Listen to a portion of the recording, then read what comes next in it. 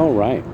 Well, there's kind of as an example, just to give a concept of it, where was the 51A BC3 form? Okay, so the treason charges that are coming up, this is accurate.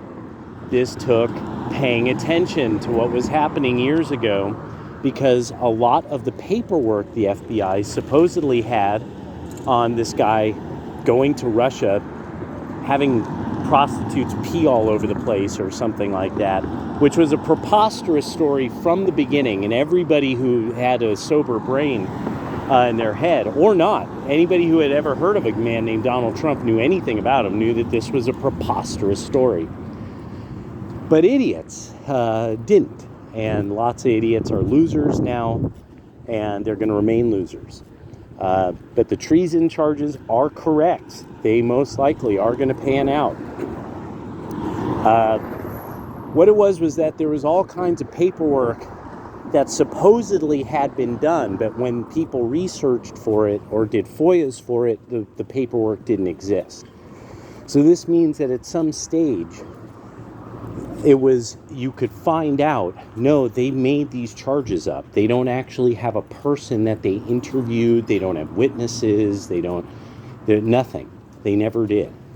And now the story that it all got ginned up at a specific point, that is actually coinciding with something that was another story that a bunch of people slept on.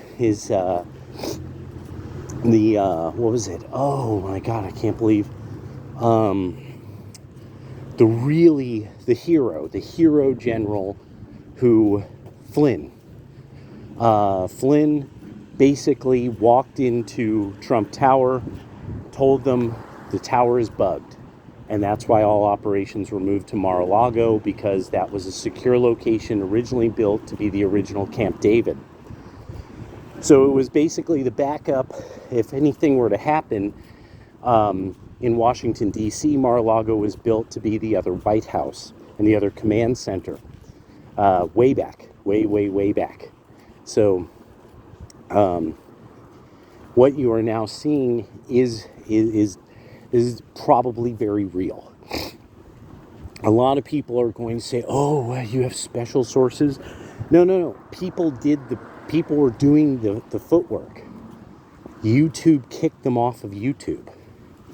Some of them have been able to make it back because of the lawsuits against YouTube.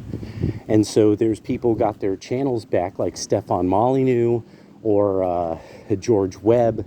George Webb's the one who actually did, and Judicial Watch. Judicial Watch never got kicked because that was they would have sued the shit out of YouTube, and there would have been discovery about it. And YouTube knew that they didn't want to fuck with that. So it's probably totally accurate. And what then the beautiful part is, any part of the discovery is going to be absolutely debilitating. This will probably end the Democratic Party. And I'm not kidding. This will probably end the party itself. Because it will be a year or more of these hearings. And just step by step, it'll be, where's this form for this interview that you said, PP dossier, blah, blah, blah. And they'll be like, that form, and yeah, you never filed it. There was nobody to interview. You made it up. And now everyone's going to learn that. It's good to know things that most people don't. And that are very consequential to the future of the species. And so get ready to get entertained.